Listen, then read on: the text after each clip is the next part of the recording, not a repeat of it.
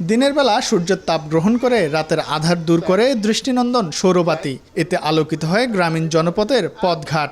বাস্তবে এমনটা হওয়ার কথা থাকলেও সরজমিনে দেখা যায় ভিন্ন চিত্র।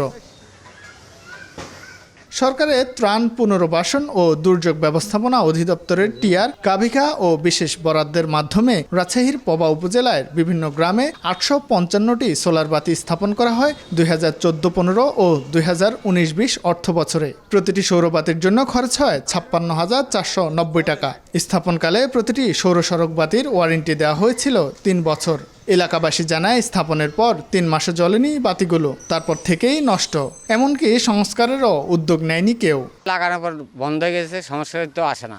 এই লাইট গেতে না ঠিক করতে আমার তো জনগণের সমস্যা হবে না। ঠিক করার কোনো কেউ তো আসেও না, দেখেও না, খুঁজেও নেয় না, ওইভাবেই আছে। মানে লাইট গেলে সরকার দিয়েছে রাস্তাঘাট আলোর জন্য, কিন্তু কোনো আলো টালো হয় না, অন্ধকারের ধরনের পড়ে থাকে। তাহলে দিয়ে লাভ হলো কি? সোলারগুলো একটাও জ্বলে না। নগদের কাছে সব গ্রাহকই প্রিয়, তাই তো সারা দেশে ক্যাশ আউট চার্জ সবচেয়ে কম। স্থানীয় জনপ্রতিনিধি জানান, শুধুমাত্র দেখভালের অভাবে সরকারের কোটি কোটি টাকার সম্পদ নষ্ট হয়ে পড়ে আছে।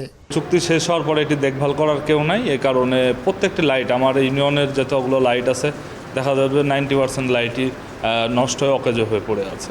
এদিকে সংশ্লিষ্ট প্রকল্প কর্মকর্তা জানান, বাতিগুলোর সংস্কারে ঊর্ধ্বতন কর্তৃপক্ষের কাছে আবেদন করা হয়েছে। সরকার এই খাতগুলোতে বরাদ্দ দেয় অথবা আমরা স্থানীয়ভাবে এটা কিছু করতে পারি কিনা সেই বিষয়ে আমরা এখন চিন্তা ভাবনা করছি। আশা করি এটা নিয়ে একটা সিদ্ধান্ত অচিরেই আসবে। সৌর সড়ক বাতিগুলো স্থাপনে ব্যয় হয়েছিল প্রায় 4,83,00,000 টাকা। শাহিন আলম, সময় সংবাদ, রাজশাহী।